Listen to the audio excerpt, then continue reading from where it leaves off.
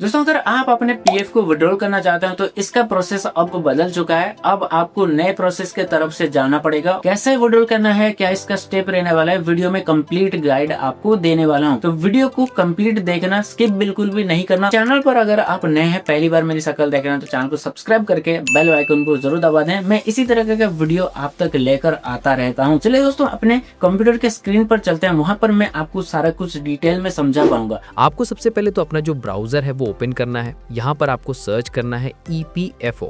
तो हमारे सामने जो ऑफिशियल पोर्टल है आ जाएगा। इस पोर्टल का जो लिंक है मैंने वीडियो के डिस्क्रिप्शन में और पिन कमेंट के अंदर भी दे रखा है, जहां से भी आप डायरेक्टली इस पोर्टल पे आ सकते हो।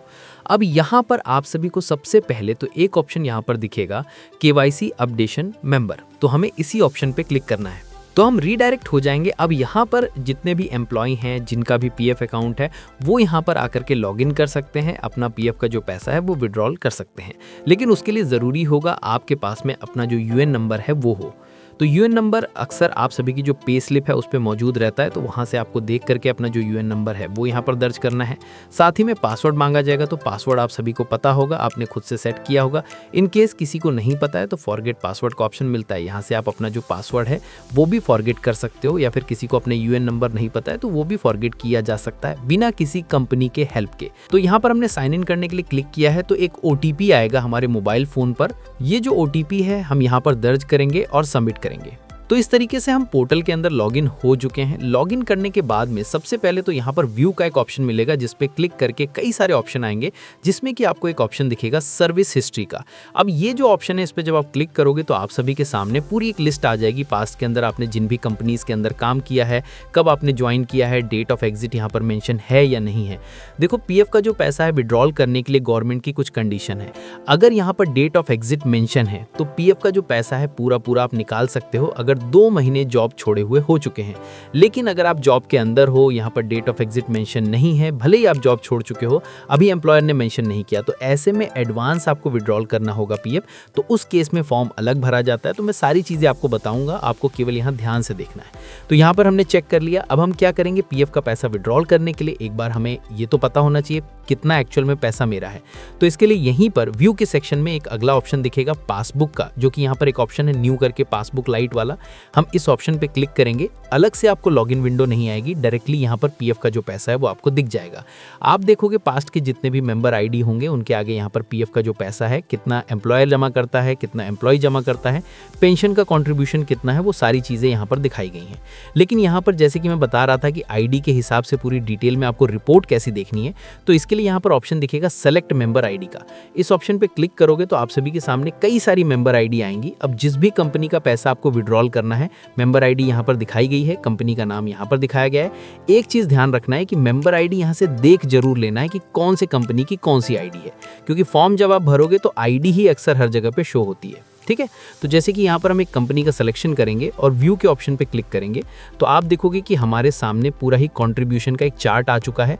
ये जो मेरा PF का अकाउंट है इसके अंदर 79,900 के आसपास में पैसा मेरा पड़ा हुआ है और ये पैसा हम विड्रॉल कर सकते हैं। तो यहाँ पर सारी इन्फॉर्मेशन मिल जाती है। अब चेक करने के बाद में PF का पैसा अगर आप निकाल रहे हो तो आपकी जो KYC है वो हो रखी होना काफ़ी ज़रूरी होता है। जो कि KYC कैसे आप चेक करोगे मैं बता देता हूँ। इसके लिए आपको क्या करना है, मैनेज के सेक्शन में आना है। तो यहाँ पर ऑप्शन मिलेगा मैनेज के सेक्शन में KYC का, तो यहाँ पर इस ऑप्शन पर क्लिक करना है। अब आप सभी के सामने कुछ इस तरीके का इन्फॉर्मेशन पेज आएगा, जहां पर आप सभी लोग देखोगे कि आपका जो बैंक खाता है, साथ ही में पैन कार्ड हो गया, आधार कार्ड हो गया, ये जो है KYC इनकी हो रखी है या नहीं हुई है। मेरे केस में आप देखोगे कि KYC हो रखी है, यहाँ पर अप्रूव मेंशन किया गया है। किसी को ऐसा यहाँ पर दिखता है KYC नहीं हो रखी है, या फिर ये जो खाता आपको दिख रहा है बैंक खाता, ये भी काफ़ी अहम है, क्योंकि पैसा जब आप विड्रॉल करते हो वहाँ पर खाता नंबर एंटर करने का ऑप्शन नहीं आता है। तो इसी खाते के अंदर आपका पैसा आएगा। अब किसी का ऐसा हो गया है कि उसका जो खाता है वो बंद हो गया है, तो ऐसे में पहले खाते को या तो फिक्स कर लेना है या तो यहाँ पर आकर के अपनी नए खाते की KYC करके अपडेट कर लेना है। तो ये सारी चीजें मैं मानता हूँ कि आपने इस तरीके से चेक कर लिया होगा। अब मैं आपको दिखाता हूँ PF का पैसा विड्रॉल कैसे करना है। तो इसके लिए अब हम आ जाएंगे, यहाँ पर ऑप्शन दिखेगा ऑनलाइन सर्विस का। हम इस ऑप्शन पे क्लिक करेंगे, पहला वाला जो ऑप्शन है इस ऑप्शन पे क्लिक करेंगे। अब यहाँ पर आप देखोगे कि खाता नंबर दर्ज करने के लिए बोला जा रहा है। तो खाता नंबर आप सभी लोगों को, जैसे कि मैंने पहले दिखाया था, दर्ज करना है और इसके बाद में वेरीफाई के ऑप्शन पे क्लिक करना है। येस के ऑप्शन पे क्लिक करेंगे। और इसके बाद में अब आपको कुछ इस तरीके का इंटरफेस दिखेगा जहां पर आप देखोगे कि नीचे आपकी मेंबर आईडी दिखाई गई है। रिसेंट जिस भी ऑर्गेनाइजेशन के अंदर आप काम कर रहे होगे, लास्ट जो भी कंपनी होगी उसकी इन्फॉर्मेशन यहाँ पर आपको दिखेगी। जैसे कि आप देखोगे कि डेट ऑफ ज्वाइनिंग हो गया, डेट ऑफ एग्जिट अगर आपने जॉब छोड़ दी है तो ये यहाँ पर मेंशन रहेगी। पीएफ का जो पैसा है विड्रॉल करने के लिए जो फॉर्म भरे जाते हैं इन्हीं कंडीशन पे डिपेंड करता है। डेट ऑफ एग्जिट अगर मेंशन नहीं तो उस केस में फॉर्म नंबर 31 भरना होगा। अगर डेट ऑफ एग्जिट मेंशन है तो आप सभी को फॉर्म नंबर 19 भरना होगा। मैं आगे दिखाता हूं कौन सा फॉर्म कैसे सेलेक्ट करोगे। प्रोसीड फॉर ऑनलाइन क्लेम के ऑप्शन पे क्लिक करना है। तो अब आप देखोगे कि हमारे सामने फॉर्म का जो ऑप्शन है वो आ चुका है, जहां पर पहला ऑप्शन मिलता है फॉर्म नंबर 19 का, ओनली पीएफ विड्रॉल का। देखो ये जो ऑप्शन है, अगर आपने जॉब छोड़ दी है तो इसको सेलेक्ट करोगे। इसके अंदर पूरा का पूरा जो पैसा है जो भी प्रोविडेंट फंड के अंदर आपका जमा होता है आप उसे विड्रॉल कर पाते हो। लेकिन इसमें एक कंडीशन है कि डेट ऑफ एग्जिट आपके पीएफ अकाउंट के अंदर मेंशन होना चाहिए और साथ ही में जॉब छोड़े हुए 2 महीने आपको हो चुके हों। ठीक है, 2 महीने अगर हो गए तो पूरा का पूरा पैसा आप विड्रॉल कर सकते हो। साथ ही में यहाँ पर अगला ऑप्शन मिलता है ओनली पेंशन विड्रॉल। तो देखो पीएफ का पैसा पूरा निकालने के बाद में अगर आपको जो पेंशन के तौर पे पैसा जमा होता है वो विड्रॉल करना है तो वो भी निकाल सकते हो। उस केस में 10C फॉर्म आपको भरना होगा। लेकिन इसमें भी कंडीशन है कि 6 महीने कम से कम जॉब आपने किया हो और 10 साल से ज्यादा ना हुआ हो। 10 साल से ज्यादा अगर हो जाता है तो स्कीम सर्टिफिकेट मिलता है। उस केस में अगला जो ऑप्शन दिख रहा है 10C वाला, ये भरा जाता है। ठीक है, अगला ऑप्शन मिलता है लास्ट वाला जो पीएफ एडवांस वाला फॉर्म नंबर 31। ये जो ऑप्शन है, अगर आपने जॉब नहीं छोड़ी है, वर्तमान के अंदर कंपनी के अंदर उसी कंपनी के अंदर काम करते हो तो उस केस में क्या होता है कि पीएफ एडवांस आप विड्रॉल कर सकते हो। उस केस में 19 वाला जो फॉर्म है आपके काम का नहीं है। उस केस में आप सभी को पीएफ एडवांस फॉर्म नंबर 31 भरना होगा। मान लेते हैं कोई मेडिकल कंडीशन हो गई या फिर आप शादी कर रहे हो, कोई फैमिली मेंबर को किसी भी तरीके की कोई ज़रूरत है, आप पे जो भी डिपेंडेंट है उनके लिए भी आप पैसा अपना निकाल सकते हो। तो यहाँ पर उस केस में फॉर्म नंबर 31 भरा जाएगा। मेरे केस में जैसे कि आपने देखा था कि डेट ऑफ एग्जिट मेंशन थी तो हम यहाँ पर फॉर्म नंबर 19 भर सकते हैं। भरना क्या है, कोई फिजिकल नहीं भरना है, बेसिकली सेलेक्ट करना होगा। जैसे कि हमने सेलेक्ट किया है तो अब आप देखोगे कि नीचे की तरफ यहाँ पर कुछ अलग ऑप्शन आ चुके हैं। एक तो ऑप्शन है अपलोड फॉर्म नंबर 15G वाला और साथ ही में एड्रेस वगैरह यहाँ पर मांगा गया है। अब यहाँ पर फॉर्म नंबर 15G क्या होता है, तो देखो इनकम टैक्स के गवर्नमेंट के रूल के अकॉर्डिंग आप सभी की जो भी कहीं से भी इनकम हो रही है उस पर एक TDS अमाउंट डिटेक्ट करती है गवर्नमेंट। लेकिन 15G अगर फॉर्म आप भर देते हो तो उस केस में TDS आपका नहीं करता है। नहीं तो TDS जब रिटर्न आप भरते हो तब आप पैसा विड्रॉल कर पाते हो। तो देखो ये उन्हीं लोगों को भरना है जो टैक्स पेयर नहीं है, बाकी लोगों को फॉर्म नहीं भरना है। तो हम यहाँ पर ये फॉर्म नहीं भरेंगे। हालांकि ये जो फॉर्म है 50,000 से अगर आपका पीएफ का जो अमाउंट ज्यादा है तभी आपको भरने की जरूरत होती है, नहीं तो उस केस में इसकी जरूरत नहीं होती है। तो ये कुछ कंडीशंस है, अब मैं आपको बता देता हूँ। जैसे कि हमें इसकी जरूरत नहीं, 15G हम इसको नहीं सेलेक्ट करेंगे।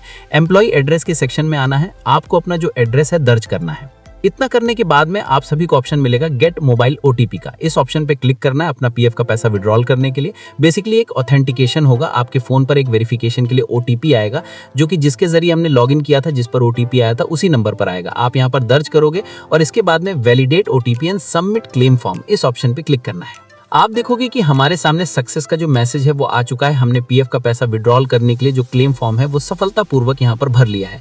आप सभी को इसकी जो पावती स्लिप है डाउनलोड करने के लिए क्लिक हियर का जो ऑप्शन दिखता है इस पे क्लिक करना है।